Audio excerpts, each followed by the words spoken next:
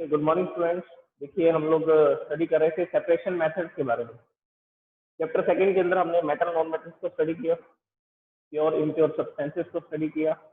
उसके साथ साथ हमने देखा कि सॉलिबिलिटी और कॉन्सेंट्रेशन ऑफ ए सॉल्यूशन कैसे फाइंड की जा सकती है, सॉलिबिलिटी को कैसे चेंज किया जा सकता है। इसके साथ साथ आपने सेपरेशन मेथड्स को देखा जो यूज किए जाते हैं इम्प्योर सब्सटेंसेस के कंपोनेंट्स को सेपरेट करने के लिए। सेपरेशन मेथड जो है वो यूज किए जाते हैं, it is use to separate components of impure substances, और you can say that mixture. Impure substances जिनके लिए हम लोग एक वर्ड भी यूज करते हैं, मिक्सचर। तो मिक्सचर्स के कंपोनेंट को सेपरेट करने के लिए सेपरेशन मेथड्स का यूज करते हैं। और लास्ट प्रोसेस आपने देखी थी क्रिस्टलाइजेशन, जिसमें क्रिस्टल्स का फॉर्मेशन होता था। Impure substances, impure copper sulphate को प्योर कॉपर सल्फेट में कन्वर्ट करने के लिए हमने क्रिस्टलाइजेशन प्रोसेस की हेल्प की। लेकिन उसका सेटअप जो था वो लगभग इवापोरेशन की तरह ही था। इम्प्योर सब्सटेंस को पहले वाटर में डिसॉल्व करते हैं, वाटर में डिसॉल्व करके उसको फिल्टर करते हैं, फिल्टरेशन प्रोसेस से इम्प्योरिटीज रिमूव हो जाती है, फिर दोबारा से उसको हीटअप करते हैं, हीटअप करके फिर से क्रिस्टल्स बना देते हैं। तो ये सब मैंने प्रोसेसेस आपको बताई थी, क्रिस्टलाइजेशन प्रोसेस। इसके बाद में आपने ये देखा कि वाटर सप्लाई सिस्टम क्या होता है, कि हमारे घरों तक जो वाटर आता है वो किस तरह से आता है, क्या उसका मतलब उस पर किस किस तरह की प्रोसेसेस की जाती है, उसका ट्रीटमेंट कैसे किया जाता है। तो इसका आंसर ये था कि रिजर्वॉयर आसपास की जो भी रिवर है या लेक है उससे वाटर हमारे घर तक आता है, लेकिन डायरेक्टली सप्लाई नहीं किया जाता। उसको पहले वाटर वर्क्स में भेजा जाता है। वाटर वर्क्स जहाँ पर वाटर का ट्रीटमेंट किया जाएगा, उसके ऊपर डिफरेंट डिफरेंट प्रोसेसेस लगाई जाएंगी, sedimentation, decantation, loading, filtration, last में क्लोरीनेशन।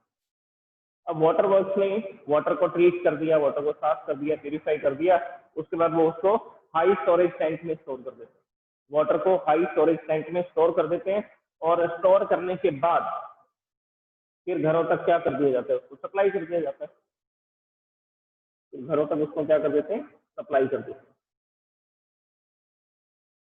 तो वाटर को हाई स्टोरेज टैंक में स्टोर करने के बाद उसको सप्लाई कर दिया जाता है घरों तक। ये था हमारा वाटर सप्लाई सिस्टम। और वाटर वर्क के थ्रू वाटर पर डिफरेंट डिफरेंट प्रोसेसेस अप्लाई की जाती हैं, जिससे उसको प्यूरिफाई किया जाता है।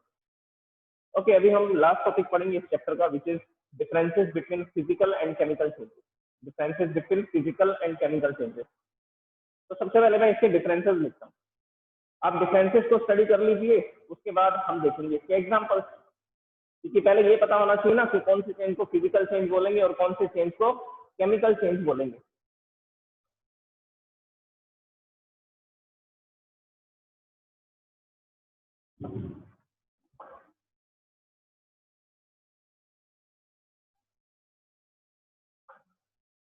दिशा,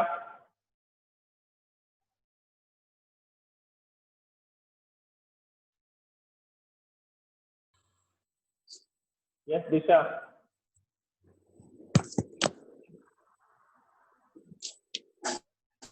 मिस दिशा पिकअप। हेलो। हाँ जी बेटा, आप लेट क्यों आई हैं? 10:48 हो गए, देखो 10 मिनट की क्लास निकल चुकी है। सॉरी सर, वो थोड़ा लेट हो गया था। बेटा लेट मत आओ ना, आप फिर मेरे को वो बातें रिपीट करनी पड़ेंगी, आपको फिर यूट्यूब वीडियो में देखना पड़ेगा, है ना। तो लेट मत आए बेटा। रिया, यू ऑल्सो। यस। लक्ष्या मोदी।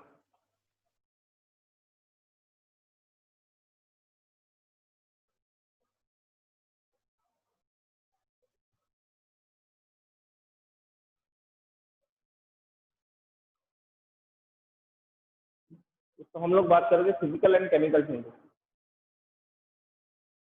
तो पहले डिफरेंसेस को देखते हैं। डिफरेंसेस समझ आ जाएंगे तो हम ये डिसाइड कर पाएंगे कि किस टाइप के चेंज को फिजिकल चेंज बोलना है और किस टाइप के चेंज को केमिकल चेंज बोला जाएगा।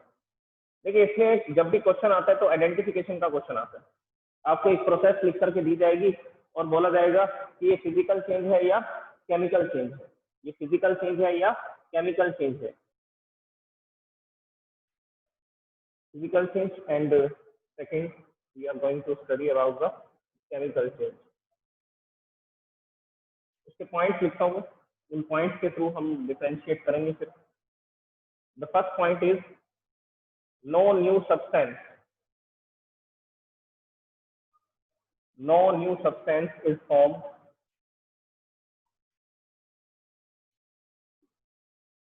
in a physical change. No new substance is formed in a physical change. कोई भी नया सब्सटेंस नहीं बनता है फिजिकल चेंज में। केमिकल चेंज में, केमिकल चेंज बोलते ही उसी को है जिसमें नया सब्सटेंस बनता है। तो हम लोग लिखेंगे a new substance is formed, a new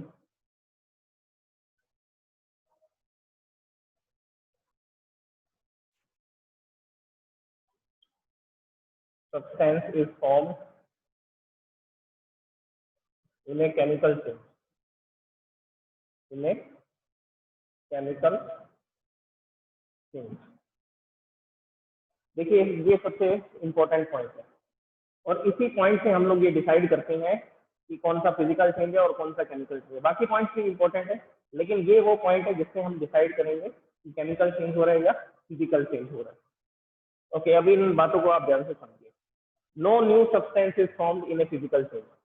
जैसे कि मान लीजिए मेरे पास वाटर था, वाटर तो लिक्विड स्टेट में होता है।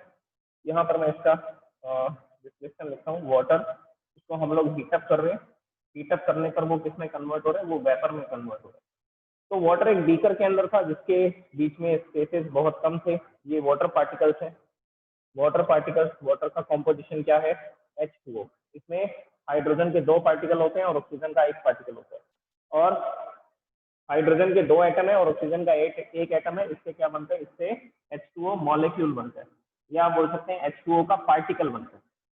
ठीक है, H2O का क्या बना, पार्टिकल। तो इसमें सारे पार्टिकल्स H2O के, लेकिन वो लिक्विड स्टेट में, पार्टिकल पास पास है तो हमें लिक्विड स्टेट में दिखाई दे रहा है।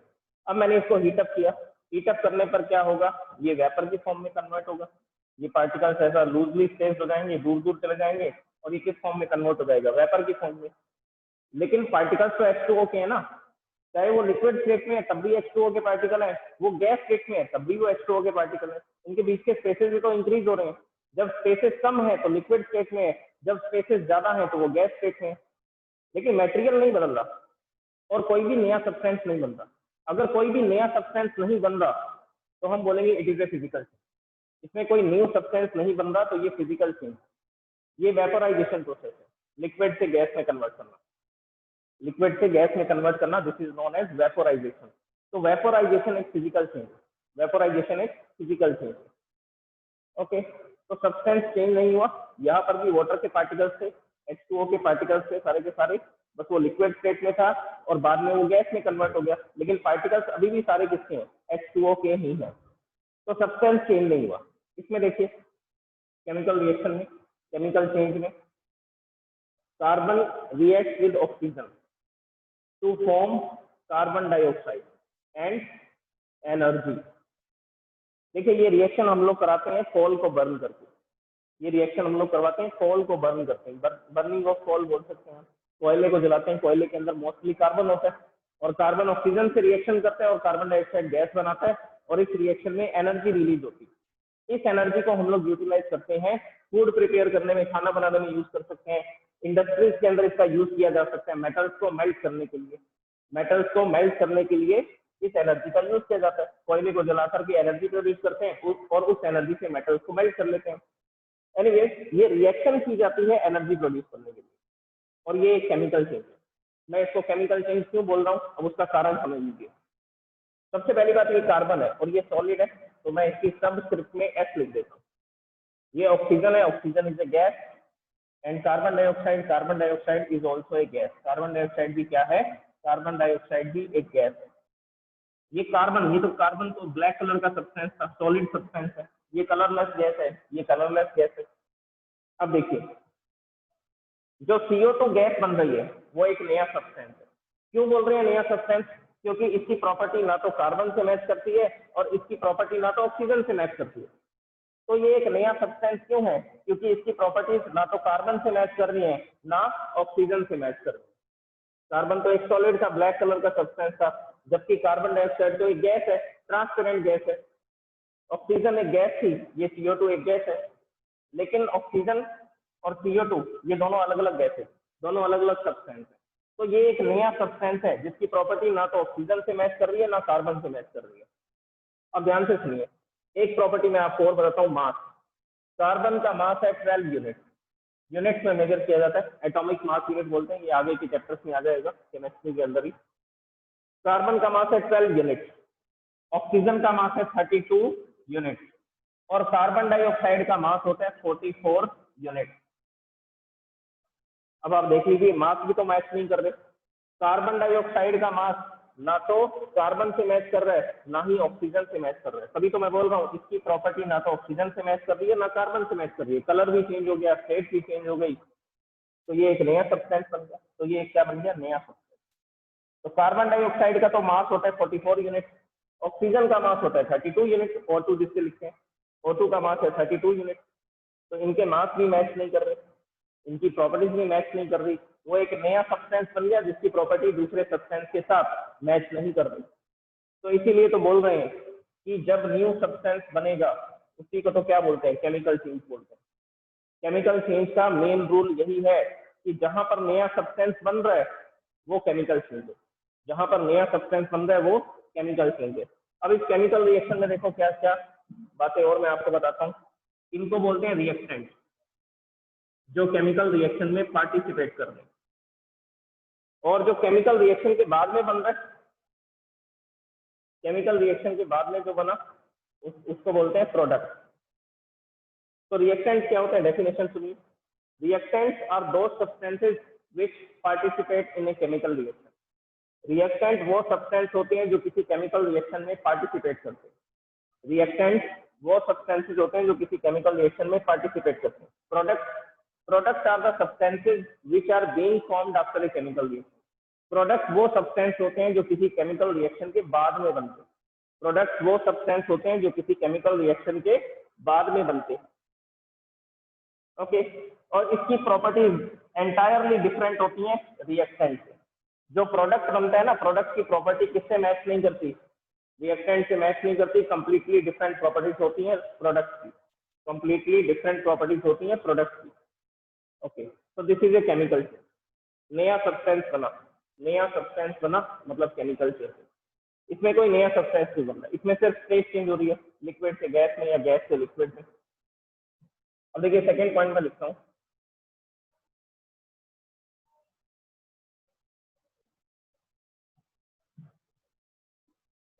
It is A temporary change. Physical change में लिखेंगे ये टेम्परेरी चेंज है।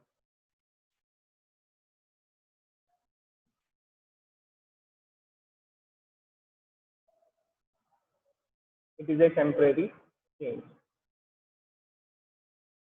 सब्सटेंस लिक्विड से गैस में कन्वर्ट हो रहे, तो गैस से दोबारा लिक्विड में भी तो कन्वर्ट कर सकते हैं, तो गैस से दोबारा लिक्विड में भी तो कन्वर्ट कर सकते हैं, तो ये टेम्परेरी चेंज है। नेक्स्ट इसमें लिखेंगे it is a permanent change.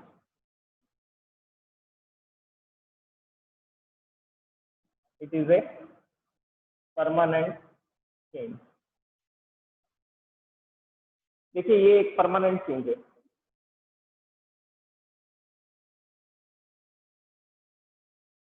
Okay, chemical change is a permanent change.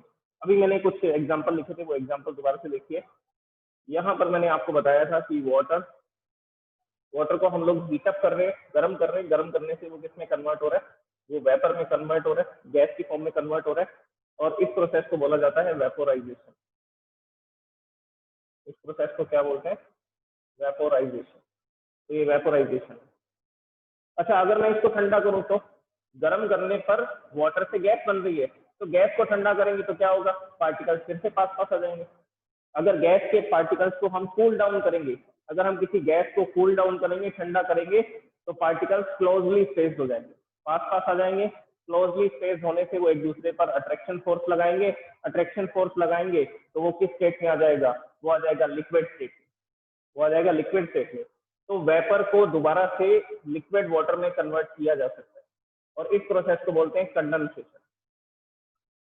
ये मैंने आपको सेपरेशन मेथड्स में भी बताया था, फ्रैक्शनल डिस्टिलेशन में हमने इसका यूज किया था कंडेंसर का। कंडेंसर का क्या काम होता था? गैस को ठंडा करके लिक्विड में कन्वर्ट करना, गैस को कूल डाउन करके लिक्विड में कन्वर्ट करना, तो ये वही कंडेंसेशन है। तो ये दोनों कैसी प्रोसेस है? टेम्परेरी प्रोसेस है। लिक्विड से गैस बनाया जा सकता है और गैस को लिक्विड स्टेट में कन्वर्ट किया जा सकता है, किसी भी सब्सटेंस की लिक्विड से गैस स्टेट में लाया जा सकता है और उसी सब्सटेंस को गैस स्टेट से दोबारा लिक्विड स्टेट में भी लाया जा सकता है, जैसे कि मेटल्स होते हैं। अब जैसे आयरन है 1535 डिग्री सेल्सियस उसका मेल्टिंग पॉइंट है। तो जब मैं 1535 degree Celsius 1535 degree Celsius temperature करूंगा तब आयरन लिक्विड स्टेट में आ जाएगा, तब आयरन लिक्विड स्टेट में आ जाएगा। और अगर टेम्परेचर इससे कम करूंगा तो वो लिक्विड से दोबारा सॉलिड बन जाएगा, वो लिक्विड से दोबारा क्या बन जाएगा, सॉलिड। तो कैसा चेंज है, टेम्परेरी। और मेन बात क्या है, no new substances form. Iron solid state में था तो उसमें सारे पार्टिकल आयरन के थे, लिक्विड स्टेट में तब भी सारे पार्टिकल आयरन के हैं, कोई नया सब्सटेंस नहीं बन रहा, कोई नया सब्सटेंस नहीं बन रहा, इसीलिए तो फिजिकल चेंज बोल रहे हैं। तो मेटल्स को मेल्ट करना, मेल्ट करके उनको दोबारा से solid banana, that is a temporary change. और ये एक फिजिकल चेंज है, इसमें कोई नया सब्सटेंस नहीं बनता है। ओके, अब केमिकल चेंज में देखिए, ये परमानेंट चेंज है, ज्यादातर परमानेंट चेंज मिलेंगे आपको। केमिकल चेंज जो होंगे, ज्यादातर जो चेंजेस मिलेंगे वो कैसे मिलेंगे आपको, वो परमानेंट चेंजेस मिलेंगे। अच्छा, एग्जांपल क्या लिखा था, carbon react with oxygen and produces CO2 and energy. अब हमने कोयले को बर्न किया, कोल को जलाया, कंबस्शन प्रोसेस है ये। तो कोल को बर्न करेंगे, CO2 गैस बनेगी, CO2 गैस एनवायरनमेंट में चली जाएगी। बर्न होने के बाद जो CO2 गैस बनी वो CO2 गैस एनवायरनमेंट में चली गई। अब एनवायरनमेंट में आगे बढ़ती गई और आसपास कोई प्लांट्स थे, उन प्लांट्स ने उस CO2 गैस को एब्जॉर्ब कर लिया, क्योंकि आपको पता है कि फोटोसिंथेसिस प्रोसेस बिना CO2 के पॉसिबल नहीं है। प्लांट CO2 गैस को एब्जॉर्ब कर लेते हैं, उनकी जो लीव्स हैं उसमें स्टोमेटा होता है, वो स्टोमेटा CO2 गैस को एब्जॉर्ब कर लेता है। तो CO2 गैस प्लांट्स एब्जॉर्ब कर लेंगे क्योंकि उनको फोटोसिंथेसिस रिएक्शन में वो गैस चाहिए, बिना गैस के वो रिएक्शन नहीं होगी। तो प्लांट्स ने वो गैस एब्जॉर्ब कर लिया, वो गैस कहाँ से लाए दोबारा, और उसको स्प्लिट अप कैसे करें फिर कार्बन और ऑक्सीजन में। तो आपने अगर कोयले को बर्न कर दिया, बर्न करने के बाद CO2 गैस बन गई, वो CO2 गैस एनवायरनमेंट में चली गई, आगे जाकर के प्लांट्स ने एब्जॉर्ब कर लिया।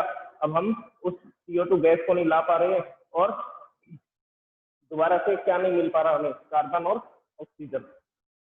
दोबारा से क्या नहीं मिल रहा, कार्बन एंड ऑक्सीजन। तो ये कैसा चेंज है, ये परमानेंट चेंज हुआ ना। कार्बन डाइऑक्साइड गैस बन गई, अब दोबारा से उसको क्या नहीं कर पा रहे हम, कार्बन और ऑक्सीजन में कन्वर्ट नहीं कर पा रहे। तो this is a permanent change. Now I will write the third point. देखिए मैं इसका थर्ड पॉइंट लिखता हूँ। Third point is it is a reversible change. It is a reversible change, इसको रिवर्स किया जा सकता है, अभी मैंने आपको बताया। Third point, it is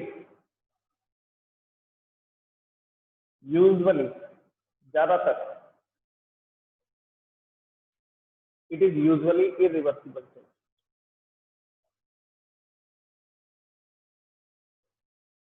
is usually irreversible change. ये जनरली कैसा है, इरिवर्सिबल होगा। ओके, तो अब इस पॉइंट को समझिए, ये रिवर्सिबल चेंज है, ये दिख रहा है आपको। लिक्विड से गैस में कन्वर्ट किया जा सकता है सब्सटेंस को, या गैस से लिक्विड में कन्वर्ट किया जा सकता है उसी सब्सटेंस को, लेकिन नया सब्सटेंस नहीं बनता, सब्सटेंस वही रहेगा। जैसे अभी मैंने आपको आयरन का एग्जांपल बताया, आयरन को जब हम मेल्ट करेंगे तो पार्टिकल उसमें सारे आयरन के ही होंगे, चाहे वो सॉलिड स्टेट में चाहे वो लिक्विड स्टेट में, कोई नया सब्सटेंस नहीं बन रहा मेल्टिंग प्रोसेस। तो ये एक रिवर्सिबल चेंज है। फिजिकल चेंज जो मिलेंगे आपको वो सारे के सारे कैसे चेंज होंगे, वो रिवर्सिबल चेंज होंगे। जो भी फिजिकल चेंजेस आपको मिलेंगे वो आपको कैसे मिलेंगे, वो सारे के सारे आपको रिवर्सिबल चेंजेस मिलेंगे। वो सारे के सारे आपको कैसे मिलेंगे, रिवर्सिबल चेंजेस। ओके, अब इसके बाद देखिए जो केमिकल चेंज है वो कैसा चेंज है, वो इरिवर्सिबल चेंज है। जो केमिकल चेंज है वो कैसा चेंज है, वो इरिवर्सिबल चेंज है। इरिवर्सिबल चेंज क्यों बोल रहे हैं, क्योंकि हम उसको दोबारा से कार्बन ऑक्सीजन में कन्वर्ट नहीं कर पा रहे हैं। इस एग्जांपल में आपने देखा ना, CO2 बन गया, अब CO2 को दोबारा से कार्बन और ऑक्सीजन में कन्वर्ट नहीं कर सकते हैं, नहीं कर पा रहे हैं क्योंकि CO2 एनवायरनमेंट में जा रही है। इसी तरह से हम लोग, एग होता है, अंडा, रो एग होता है, कच्चा अंडा होता है, हम उसको बॉईल कर लेते हैं, उबाल लेते हैं, तो उससे वो पक जाता है। तो रो एग से हमने एक एग बना लिया, वो प्रिपेयर हो गया, फूड प्रिपेयर हो गया हमारा। अब उससे क्या नहीं कर सकते, दोबारा से रो एग नहीं बना सकते, तो वो भी कैसा चेंज है, वो भी इरिवर्सिबल चेंज है। तो अगर आप कुकिंग कर रहे हैं, खाना पका रहे हैं, दैट इज इरिवर्सिबल चेंज। उसमें जो रॉ मटेरियल्स थे, जो कॉम्प्लेक्स प्रोटीन और शुगर थे, वो सिंपलर सब्सटेंसेज में कन्वर्ट हो जाते हैं। हीट एनर्जी देने से सिंपलर सब्सटेंसेज में कन्वर्ट हो जाते हैं। और कुछ सब्सटेंस ऐसे होते हैं जो वॉलेटाइल होते हैं, वॉलेटाइल का मतलब है टेम्परेरी सब्सटेंस, तो उसमें से रिमूव हो जाते हैं, गैस की फॉर्म में कन्वर्ट होकर के निकल जाते हैं उसमें से। तो फूड को प्रिपेयर इसीलिए किया जाता है ताकि कॉम्प्लेक्स जो कंपोनेंट्स है वो सिंपलर कंपोनेंट्स में चेंज हो जाए और हमारे डाइजेशन की प्रोसेस जो है वो थोड़ी इजी हो जाए, तो हमारी बॉडी में डाइजेशन थोड़ा फास्ट हो जाएगा। अगर रॉ मटेरियल्स खाएंगे तो उनके डाइजेशन में टाइम लगता है, क्योंकि उसमें कॉम्प्लेक्स एमिनो एसिड्स होते हैं, कॉम्प्लेक्स शुगर्स होती हैं, तो जिनको सिंपलर सब्सटेंसेज में कन्वर्ट होने में टाइम लगेगा, फिर ब्लड तक एब्जॉर्ब होने में भी टाइम लगेगा। इसीलिए हम लोग फूड को हीट एनर्जी देकर के प्रिपेयर कर लेते हैं और कॉम्प्लेक्स शुगर को, कॉम्प्लेक्स सब्सटेंसेस को सिंपलर सब्सटेंसेस में पहले ही कन्वर्ट कर लेते हैं। तो वो भी केमिकल रिएक्शन, फूड को प्रिपेयर कर रहे हैं, वो भी क्या है, वो भी केमिकल रिएक्शन है। और नए सब्सटेंस बन रहे हैं, तभी तो प्रॉपर्टीज चेंज हो रही है, तभी तो प्रॉपर्टीज चेंज हो रही है। खाना पकाने से पहले तो उसका कलर और टेक्सचर डिफरेंट होता है, स्मेल भी डिफरेंट होती है, लेकिन जब हम उसको कुक कर लेते हैं, पका लेते हैं, तो उसका टेक्सचर भी चेंज हो जाता है, वो सॉफ्ट भी हो जाता है, टेंडर हो जाता है, ठीक है, और टेस्टी भी हो जाता है पकाने के बाद। तो वो कैसे चेंजेस है, वो इरिवर्सिबल चेंजेस। तो फूड प्रिपेयर करना, कुकिंग ऑफ फूड, किसी भी तरह से रोस्टिंग, बॉईल करके, जैसे एग को बॉईल किया जाता है, फ्राइंग किया जाता है, तेल में उबाला जाता है, तेल के अंदर तला जाता है, उबाला नहीं जाता, सॉरी, दिस इज फ्राइंग, उसको फ्राइंग बोलते हैं, फ्राई करना। तो वो सारे के सारे केमिकल चेंजेस हैं, उनमें केमिकल रिएक्शंस हो रही है, वो केमिकल चेंजेस हैं और इरिवर्सिबल चेंजेस, दोबारा से रॉ मटेरियल्स नहीं बनाए जा सकते। नेक्स्ट पॉइंट देखिए, वेरी स्मॉल हीट, या ऐसा बोल सकते हैं, स्मॉल की बजाय एक अच्छा वर्ड यूज करते हैं, very little heat energy is absorb और रिलीज, या इसके लिए हम एक वर्ड यूज कर सकते हैं, गिवन आउट। क्या वर्ड यूज कर सकते हैं, गिवन आउट, ये एनर्जी को दे देना, या उसके लिए आप रिलीज भी लिख सकते हैं। इसमें लिखेंगे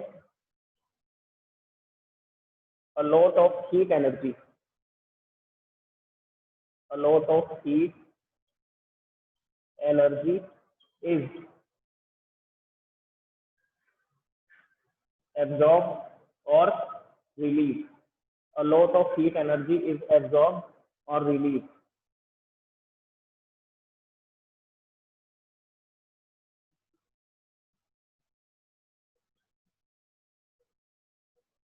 A lot of heat energy is absorbed or released. So this is the fourth. ये फोर्थ डिफरेंस है इसमें। देखिए, फिजिकल चेंज में बहुत कम हीट एनर्जी एब्जॉर्ब होती है या रिलीज होती है। अब इस प्रोसेस में देख लीजिए, जब वाटर को हीट एनर्जी देंगे तो वाटर एनर्जी को एब्जॉर्ब करेगा और किसमें कन्वर्ट हो जाएगा, वेपर में, मतलब गैस की फॉर्म में कन्वर्ट हो जाएगा।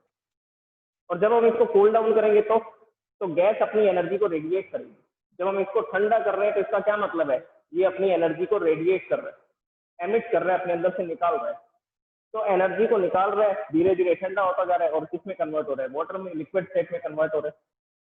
तो इसमें बहुत कम हीट एनर्जी एब्जॉर्ब होती है और रिलीज होती है फिजिकल चेंज करने के लिए बहुत कम हीट एनर्जी एब्जॉर्ब होती है और बहुत कम हीट एनर्जी रिलीज होती है। इसमें a lot of heat energy is required, ऐसा भी बोल सकते हैं, या आप बोल सकते हैं a lot of heat energy is absorbed or released। बहुत सारी हीट एनर्जी एब्जॉर्ब होती है या रिलीज होती है। अब जैसे इस प्रोसेस में देख लो, कार्बन तो ऑक्सीजन की प्रेजेंस में बर्न करते हैं, ये बर्निंग प्रोसेस है, कंबस्शन प्रोसेस है। तो इस प्रोसेस में जो एनर्जी निकल रही है उससे हम अपने वर्क ही तो कर रहे हैं, और a lot of एनर्जी, बहुत सारी एनर्जी प्रोड्यूस होती है। ओके, अब इसमें ये देखिए, एक इस पॉइंट के बारे में दोबारा से सुनिए। इसमें देखो एक वर्ड यूज किया हुआ है, यूजुअली इरिवर्सिबल। अब ये यूजुअली इरिवर्सिबल का क्या मतलब है, कि ज्यादातर चेंज तो इरिवर्सिबल है, लेकिन कुछ चेंज ऐसे भी हैं जो रिवर्सिबल है। एक एग्जांपल सुनिए, जैसे कि hydrogen gas. Hydrogen gas react with oxygen to form water. Hydrogen gas oxygen के साथ रिएक्शन करती है और क्या बनाती है? वाटर। और इस रिएक्शन में क्या रिलीज होती है? Energy. This is our first chemical reaction. मैं इसको केमिकल रिएक्शन या केमिकल चेंज क्यों बोल रहा हूँ? क्योंकि नया सब्सटेंस बन रहा है H2O। अब ये वाटर की प्रॉपर्टी ना तो हाइड्रोजन गैस से मैच करेंगी ना ऑक्सीजन गैस से मैच करेंगी। वाटर की प्रॉपर्टीज ना तो हाइड्रोजन गैस से मैच करती है ना ऑक्सीजन गैस से मैच करती है। ये एक नया सब्सटेंस बना जिसकी नई प्रॉपर्टीज है, तो ये एक केमिकल चेंज है। अब देखिए इस प्रोसेस को रिवर्स कर सकते हैं। सेकेंड रिएक्शन देखिए H2O, मेरे पास था वाटर, उस वाटर में मैंने क्या पास कर दी? इलेक्ट्रिसिटी। ये 10th क्लास में आएगी आपकी ये प्रोसेस, इलेक्ट्रोलाइसिस। मैंने इलेक्ट्रिसिटी पास की, जैसे ही इलेक्ट्रिसिटी पास की तो इसमें दो सब्सटेंस बन गए, हाइड्रोजन एंड ऑक्सीजन। अब देखिए ये भी तो केमिकल चेंज ही तो है, नए सब्सटेंस बन रहे हैं hydrogen and oxygen. Hydrogen is a gas, oxygen is a gas, और इन दोनों की प्रॉपर्टीज वाटर के साथ मैच नहीं करती। हाइड्रोजन यहाँ पर एक सब्सटेंस प्रोड्यूस हुआ और ऑक्सीजन यहाँ पर एक सब्सटेंस प्रोड्यूस हुआ जिसको हम प्रोडक्ट बोलेंगे, और इन दोनों की प्रॉपर्टीज वाटर के साथ मैच नहीं कर रही, वो नए सब्सटेंस है। तो ये भी केमिकल चेंज है, ये भी केमिकल चेंज है, लेकिन रिवर्सिबल है। लेकिन कैसा है? रिवर्सिबल। तो हाइड्रोजन और ऑक्सीजन की रिएक्शन से वाटर प्रोड्यूस किया जा सकता है, और वाटर को स्प्लिट अप करके, डीकॉम्पोजिशन करके, स्प्लिट अप करके, या अच्छा वर्ड यूज करना है तो क्या वर्ड यूज करेंगे? डीकॉम्पोजिशन। तो वाटर का डीकॉम्पोजिशन करके हम लोग हाइड्रोजन और ऑक्सीजन को दोबारा पा सकते हैं। तो क्या हो रहा है? ये तो रिवर्सिबल चेंज हुआ। हाइड्रोजन ऑक्सीजन जुड़े तो H2O बना, H2O को स्प्लिट अप किया तो हाइड्रोजन ऑक्सीजन फिर से मिल गए। तो ये रिवर्सिबल चीज है। लेकिन है कौन सा change? Chemical change. Chemical change क्यों बोल रहे हैं? क्योंकि इन दोनों रिएक्शन में क्या बन रहे हैं? न्यू सब्सटेंस बन रहे हैं विद न्यू प्रॉपर्टी। नए सब्सटेंस बन रहे हैं नई प्रॉपर्टी के साथ में। ओके, तो ये रिवर्सिबल प्रोसेस है। ये रिवर्सिबल प्रोसेस है, लेकिन केमिकल चेंज है। लेकिन केमिकल चेंज है क्योंकि नए सब्सटेंस बनते हैं दोनों केमिकल रिएक्शन से। ओके, इसीलिए ये वर्ड यूज किया गया, यूजुअली इरिवर्सिबल। ज्यादातर केमिकल चेंज आपको ऐसे मिलेंगे जो इरिवर्सिबल होंगे, लेकिन फिर भी कुछ ऐसे केमिकल चेंज होंगे जो रिवर्सिबल भी हो सकते हैं। तो मैंने फिर से बोल रहा हूँ, सुनिए क्या बताया था कि फर्स्ट पॉइंट की हेल्प से आपको ये पता लगाना है कि फिजिकल चेंज है या केमिकल चेंज। नया सब्सटेंस नहीं बन रहा तो फिजिकल चेंज है, नया सब्सटेंस बन रहा है, नई प्रॉपर्टीज आ रही है उस सब्सटेंस की, तो मतलब कि वो केमिकल चेंज है। अब एग्जांपल सुनिए। एग्जांपल्स के अंदर आप ये लिख सकते हैं कि आइस वाटर में कन्वर्ट होती है, दैट इज मेल्टिंग। आइस जो है वो वाटर में कन्वर्ट होती है, वो मेल्टिंग है। Ice is converting into water.